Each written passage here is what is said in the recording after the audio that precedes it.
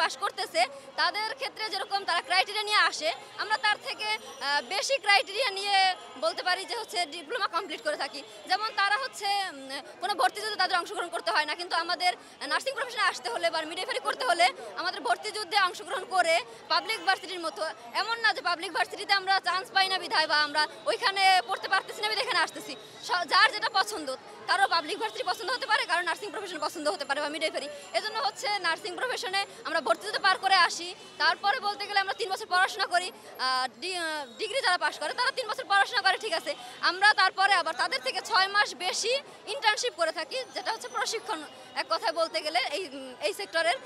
তো হচ্ছে এইখানে ডিগ্রি যারা পাস করতেছে তারা 3 বছর পড়াশোনাই করতেছে, আমরা তাদের থেকে বেশি ক্রাইটেরিয়া বলতে গেলে ভর্তি যুদ্ধ, তারপর 6 মাস ইন্টার্নি, 3 বছর পড়তেছি অটোমেটিক্যালি।